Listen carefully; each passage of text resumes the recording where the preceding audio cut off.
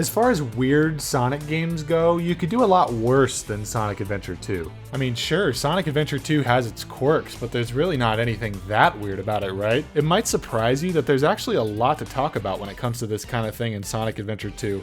Let's start with something that plenty of people probably already know about. Did you know that Big the Cat is in Sonic Adventure 2? Now you're probably thinking, come on man, everybody knows about Big the Cat in Sonic Adventure 2. My fucking dementia-ridden grandmother who doesn't even know the name of her husband of 62 years or remember the color of her own eyes could tell you that Big the Cat is in Sonic Adventure fucking 2.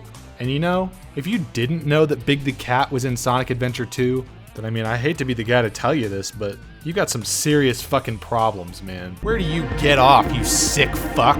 Anyway, if you have the luxury of not knowing who Big the Cat is, he's this oversized purple cat who's one of the 6 main playable characters in the first Sonic Adventure. If you ask me, he doesn't really look that much like a cat. I mean, he looks kind of more like a bear, I guess. The Sonic franchise would later see another cat character with Blaze, who's definitely a lot more cat-like. I'm not really sure what they were going for with this design. I mean, he's kind of creepy, but I guess that's part of the charm. And as you'll see in a few minutes, they lean into this aspect of the character for Sonic Adventure 2. Now, like I said, Big the Cat is one of the 6 main playable characters in the first Sonic Adventure. And keep in mind that the Sonic Adventure games aren't anything like the Genesis games in this department, where playing a different character was basically just the same game with a couple extra moves or whatever. No, you won't be running through loops or pulling off any insane speedrun tricks with this guy. Instead, you'll just be fishing. And it's not even good fishing. I can tolerate a fishing minigame in my otherwise intensely action-oriented video games. But I mean, even as fishing minigames go, this shit just kinda sucks, man. I mean, you can't see where the fish are half the time, and even when you can, there's a good chance your lure is out of their line of sight, and then you've gotta slowly reel your line back in just so you could take another ill-informed shot in the dark within the 5-foot radius you think the fish might be.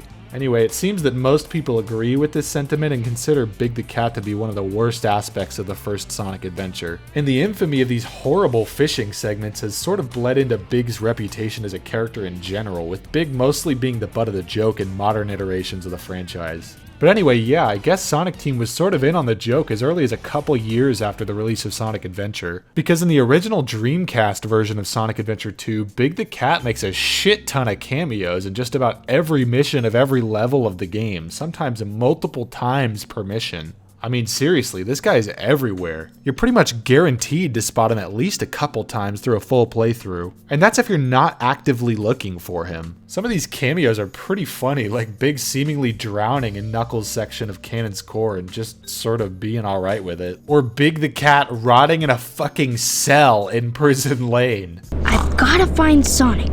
He's in jail. Most of the time you just sort of zip right past these cameos, especially in Sonic and Shadows stages, but they're pretty fun to spot. Although sometimes Big can be kinda, I don't know, creepy? But still, I actually really like these cameos. It's a pretty fun addition to the game, and since he's not playable in Sonic Adventure 2, it at least serves as some consolation to the 4 or 5 Big the Cat fans out there. Which is why it's so bizarre that Sonic Team actually almost entirely removed this feature from the Gamecube port of the game, which was released 6 months after the original Dreamcast version and includes a variety of gameplay improvements, mostly to the Chow Garden and the game's multiplayer mode. I just find it so weird that Sonic Team actively removed a somewhat notable feature from what was otherwise meant to be the definitive version of the game. I mean, I don't really know much about the process of porting games from one console to another, but it seems to me that it would actually require more work to remove these cameos as opposed to just leaving them in. I guess Sonic Team thought that by removing Big the Cat, people would like the game more, but I mean, there's really nothing wrong with Big the Cat as a character. I actually don't really mind the guy. If anything, I don't really like this act of Big censorship. Also in the Dreamcast version of the game, Big was a playable mech character in the multiplayer mode, but again, for whatever reason, he was completely removed from the GameCube port and replaced with this Dark Chow mech. And I mean, there's nothing wrong with Dark Chow. I mean, my best friend is a Dark Chow. But I don't know, we already have a regular Chow mech. I will admit though, it did always strike me as odd that Big was just sort of sitting in Eggman's mech. So maybe that had something to do with the decision. But fear not, Big purists. You can actually still find Big the Cat in the GameCube port of the game by mashing the A button during certain cutscenes. This feature is also implemented into the Dreamcast version of the game, but in the GameCube version, it's the only way to see Big the Cat. Worth noting is that in the 2012 Steam version of the game, the standard Big the Cat cameos are re-implemented, although Big is still nowhere to be found in the game's multiplayer mode. Of course, you could still mod him back into the game, but the only mod I was able to find doesn't update his sound effects, so he makes chow noises.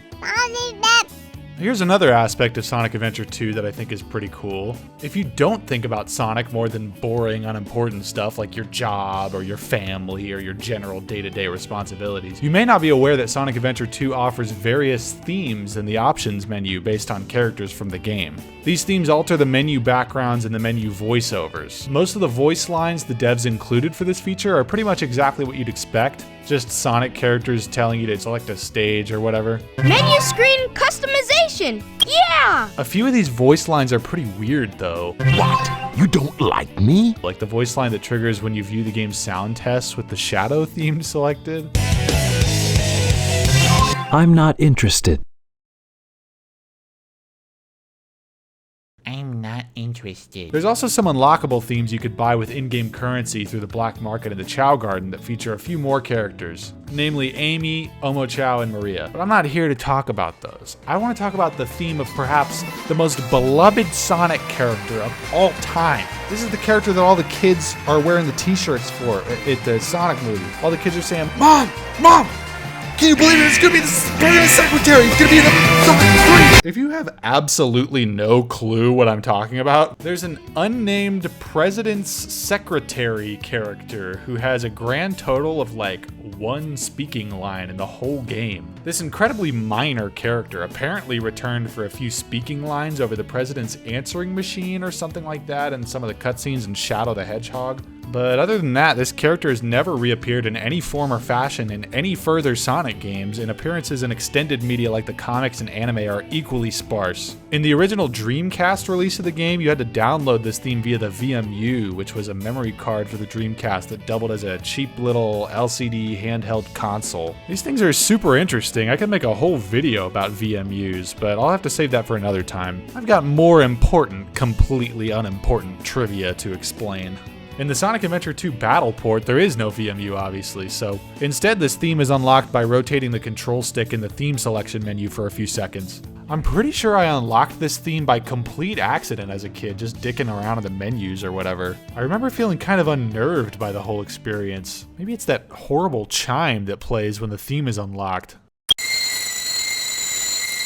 In combination with the fact that I had literally no earthly idea who the fuck this was supposed to be that made it feel like some kind of supernatural event. I think some remnant of childhood trauma still lingers in my mind because I really don't like playing this game with this theme equipped. It's kind of eerie, I guess. I also kind of get a kick out of pretty much everything Knuckles says in the themes feature just because of how out of his mind bored he sounds. This is a racing game. No, Knuckles, this is a Sonic game. Knuckles, do you know where you are? Do you know what year it is? I guess it is inherently cool to be a contrarian. That's why they gave Knuckles sunglasses, because he's cool. I guess Sonic is kind of like a racing game, only you don't race in a car. Obviously, this is in reference to that shitty racing minigame. For those who are unaware, this is basically just like Mario Kart, except all the courses suck. They're all like roads, just roads, that's it. There's no items. Unless you count like the speed boosts, which I don't. There's kinda drifting, but it's like, makes this horrible sound the whole time you do it. And I'm pretty sure there's no speed cap if you drift, so it's objectively just faster to do this little weave thing. If you're a speedrunner, I hope you like this sound. Anyway, this racing mode features the 6 playable characters from the main game, each with their own carts that have unique stats. Although between each character, the physical appearance of each cart is completely identical other than a change in color. You can unlock unique carts for each character that differentiate from the default cart, although some of these are barely any different from the default cart anyway, so I'm not sure why they even bothered. Here, watch this. I'm about to show you Tails' alternate cart. But the difference is so subtle that I bet most of you watching won't even notice. It's like practically indistinguishable to the human eye. Ready? 3, 2, 1. Oh shit. I don't think my controller's working. It didn't change. Well, you get the idea. Anyway, that's pretty much all I've got for today. Hopefully you found this video somewhat interesting. I'm gonna try to post a little more often, so click the thing if you want. Next video is gonna be my Sonic games tier list. Please don't pause the video to look at the tier list now. It's gonna spoil the whole thing. You looked? Never mind. Tier list video's canceled. Fuck you.